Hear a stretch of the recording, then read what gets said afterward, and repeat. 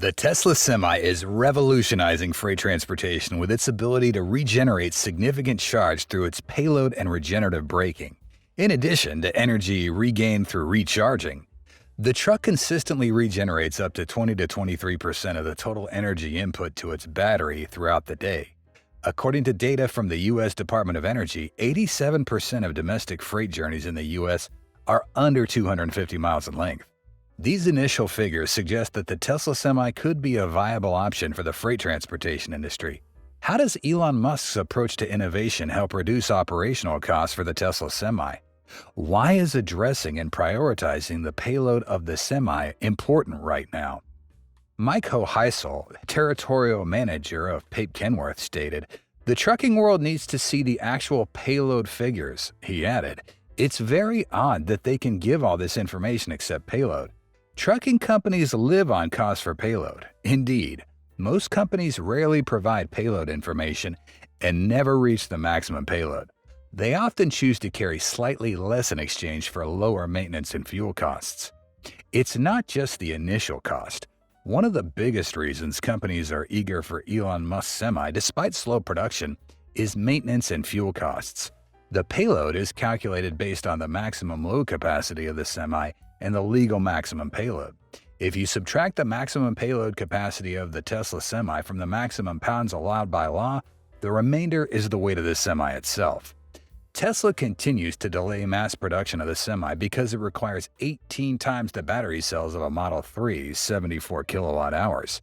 This means that if the average Model 3 sells for around $45,000, Tesla would get $810,000 in revenue from selling 18 Model 3 cars, compared to selling one Semi with the same amount of battery cells, fetching about $200,000. The Model 3 will create 18 satisfied customers who will talk about their cars to family, friends, neighbors, and colleagues, compared to one truck driver discussing his work vehicle with other truck drivers. On the other hand, a Semi generates more pollution and greenhouse gases than 18 ICE cars, but this may not be entirely accurate. This is because cars spend 95% of their time parked, while a Semi runs on the road carrying heavy loads for at least half a day. Environmentally, the Semi should be a top priority, but economically, especially for a young company trying to achieve and maintain profitability, the Semi doesn't make economic sense until battery supply is much more abundant. Consider the weight, as everyone seems to care about this issue. Typically, a truck can weigh over 26,000 pounds. Large diesel fuel tanks on each side weigh quite a bit. A big heavy-duty engine, transmission, and differential. Trucks are not light. If the Tesla Model 3 compared to a long-range RWD car has a battery size difference of only 25 kilowatts, the rest of the car, including the drive motor, is the same. This weight difference is 262 pounds, corresponding to the weight of the 25 kilowatt battery. Now, to get 100 kilowatts times 4 equals 1,048 pounds, and 1 megawatt times 10 equals 10,480 pounds. If Tesla continues efforts to reduce weight where possible through design, it's entirely possible they'll achieve weight parity with larger long-haul trucks. We also have another consideration. Logically, one reason for such a large frame on trucks is to counteract the engine's torque when turning the wheels when a powerful engine drives the rear wheel's tractor-trailer. Typically, you'll see one of the front corners lift due to torque, requiring a stronger frame to counteract torque. With electric motors directly driving the wheels, I believe this could lead to a requirement for a smaller, lighter frame from the rear axle to the front tires. Can Tesla build the rest of the truck under 10,000 pounds? Elon applies first principle thinking in his sleep, but there's a lot of iron in trucks that may not be necessary or could be pre-built. We truly believe that when Tesla announces the truck specifications, it'll shock everyone regarding its weight compared to current competitors. Remember, Elon said during the Cybertruck presentation that Cybertruck would weigh similarly to competitors, and that could also apply to the tri-motor version with a range of over 500 miles. If Tesla can remove the weight argument from the discussion on day one, Tesla's semiconductor sector will truly disrupt the semiconductor industry and will have a significant impact. How will the Semi regenerate energy to help improve costs? Elon Musk has been enthusiastic about how regenerative braking can control the speed of his semi-truck when going downhill and help avoid the risk of an 80,000-pound truck descending out of control if the brakes fail. Musk calls this a significant safety improvement for truck drivers and others on the road. Braking is essential for the driving experience, but not all systems are created equal. The regenerative braking system (RBS) is the most notable difference people notice when they drive a Tesla at first.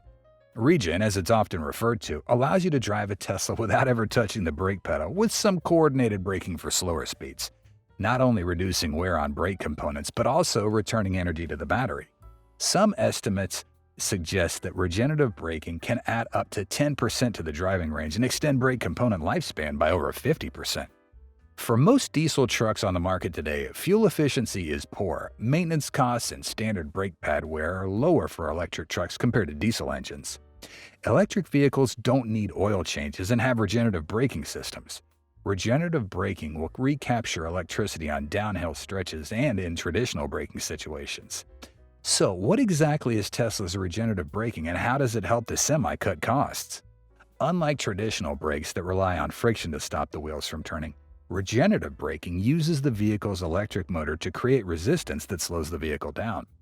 Besides slowing the vehicle without using the brakes, the reverse running motor acts as a generator, capturing kinetic energy typically lost as heat and converting it into electrical energy, thus extending the vehicle's range. Activating regen in a Tesla is as simple as lifting your foot off the accelerator. The more you ease off the pedal, the stronger the braking force and the more energy is recaptured. This system is applied not only to the Semi but to all Tesla vehicles, which have a power meter in the instrument cluster Model S and X or the central display Model 3 and Y, showing the amount of energy being recaptured through regenerative braking or the energy being used when accelerating. Therefore, whenever the truck slows down, the kinetic energy, the energy motion generated, has to go somewhere. With traditional brakes, this is heat generated by friction as brake pads press against rotors. But this energy can be used differently. As explained by a Tesla engineer, the kinetic energy stored in a moving vehicle is related to its mass and velocity, according to the equation E equals 1/2 times mass times velocity squared. This also involves the motor controller managing the motor's torque. This helps both driving and regenerative braking. The position of the accelerator pedal tells the motor controller how much torque is needed. The motor controller then converts this value into voltage or current to produce the exact torque. The rotational force can be positive or negative. When it's negative, it means that the vehicle is slowing down and energy is being returned back to the battery. Tesla's choice of regenerative braking for this Semi has clear purposes. Most importantly, it extends the lifespan of your brakes. Regenerative braking slows the vehicle down, reducing the use of the traditional braking system. In fact, Tesla estimates that their cars experience 50% less brake wear compared to conventional gas-powered cars. Elon Musk predicts that the brake pads on the Tesla Semi will literally last forever because the regenerative system will keep those parts from being widely used. It's estimated that the regenerative braking system can recapture up to 70% of the kinetic energy normally lost during braking and return it to the battery. As described above, that energy can extend the range between charging needs. According to Tesla, the Semi's regenerative braking system can recover up to 90% of braking energy. In a test, a Semi drove 518 miles on a single charge, partly thanks to this system. Additionally, this braking system helps the Semi save up to $20,000 in fuel costs per year per truck and reduce CO2 emissions by up to 1 ton a year thanks to decreased reliance on the electrical grid. Regenerative braking also reduces mechanical brake wear, leading to lower maintenance costs.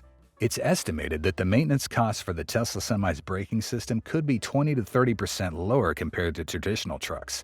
The operational efficiency of the Tesla Semi is significantly improved thanks to its design for a maximum payload of up to 80,000 pounds. This system effectively manages deceleration and braking, especially when going downhill or stopping suddenly, improving overall safety and performance. What are the maintenance costs and the initial costs for an on-site battery charging for the Semi? First, let's answer the long-standing question.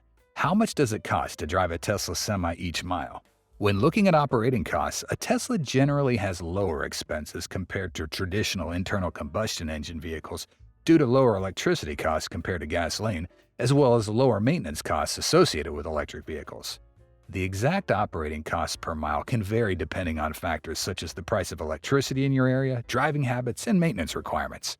However, it's commonly estimated that the operating cost of a Tesla is around 3 to 5 cents a mile, compared to 10 to 15 cents per mile for a gas-powered vehicle.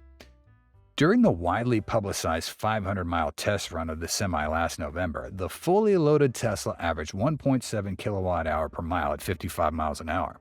If you're a company as wealthy as PepsiCo or Walmart, you can afford to install several Tesla superchargers at each of your trucking terminals and likely pay industrial rates for your electricity.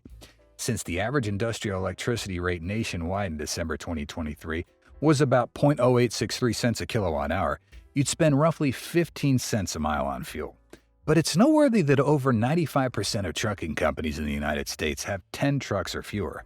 These operators often park their rigs at home without any dedicated terminals or certainly without their own megachargers. This brings us to public charging networks. According to most data that appears with a quick web search, the national average at this time is around 25 to 30 cents a kilowatt hour at a typical public car charger.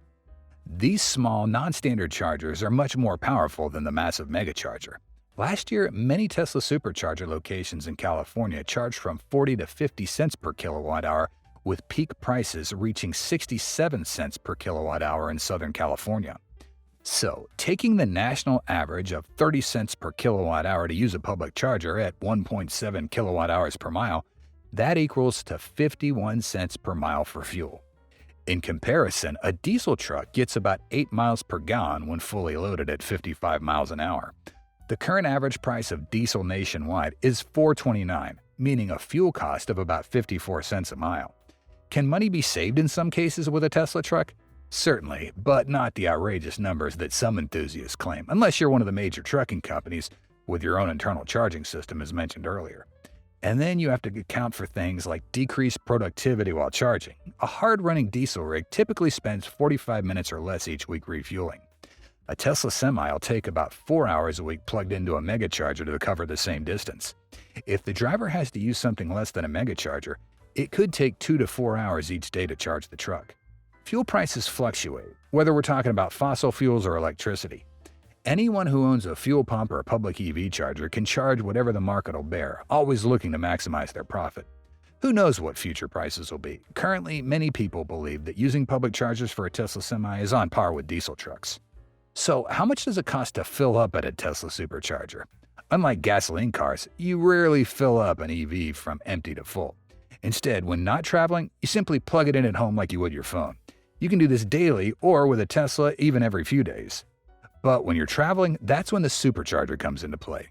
Even then, the strategy is to stop at the supercharger when your battery is at a low state of charge SOC and then only charge long enough to get to your next planned stop. The reason is that batteries charge much faster when they're closer to empty. For this reason, you typically don't fill up at the supercharger, but rather use it for 10 to 15 minutes to charge from 10 to 60%. So perhaps a better way to think about your question is to consider how much a long-distance trip in a Semi would cost. The actual cost will vary depending on the location of the supercharger, as electricity prices and laws regarding charging can vary. For a trip of about 250 miles each way with no charging at the remote end, so I need to supercharge, starting with a full battery, you'd pay approximately $2.72 for just enough charge to reach the far end, though the battery would be quite low. If on a trip of about 300 miles each way, this time you pay $7.35 for the one-way trip and then $7.14 for the return trip.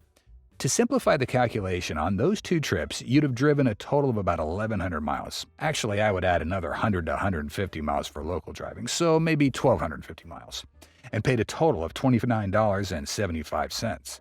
Note that I did not account for depreciation. This is the actual cost that one driver experienced and shared.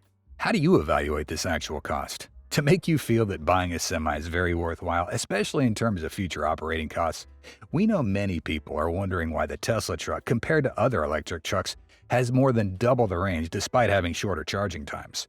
For example, consider the Mercedes truck. With its massive 621 kilowatt-hour battery pack, it offers a range of about 300 miles or 2 kilowatt-hours per mile. Then there's the Scania truck owned by Volkswagen. It has 624 kilowatt-hour battery pack and a whopping range of 217 miles with a 40-ton load. It resembles a strange blend of European cab-over trucks and typical American trucks. Note the attention to aerodynamics and lightweight design. While the first two look like someone just stuffed a battery and motor into a regular truck, the Tesla looks like the future or a complete reimagining of what a truck could become. Nothing more, nothing less. Quoted at 1.7 kilowatt hours a mile, it can easily cover 500 miles on a single charge, pulling 37 tons, that's 81,000 pounds, in the US's peculiar units. Charging the Tesla Semi requires a lot of electronics. Tesla has developed what they call the V4 DC supercharger megawatt class, next generation liquid-cooled, allowing users to push a megawatt through a standard-sized charging cable. At the delivery event, they said they'd start installing V4 chargers at supercharger locations next year. Then Musk dropped this bombshell: it'll also be used for the Cybertruck. Tesla consistently strives to optimize costs for the Semi by leveraging advanced technologies like regenerative braking, innovative battery design, and efficient supercharging systems. These efforts not only reduce operational expenses, but also enhance the overall sustainability and performance of their electric trucks. Tesla's commitment to cost efficiency and innovation positions the Semi as a transformative force in the transportation industry. We hope you'll experience the utmost relaxation after watching this video. If you do, please press the like button and join your Tesla Car World community by subscribing to our channel. Hit the notification bell icon to stay tuned for any fantastic videos coming your way. Your feedback and time are highly appreciated. Thank you so much for watching, and we look forward to seeing you soon. Until then, stay safe and enjoy.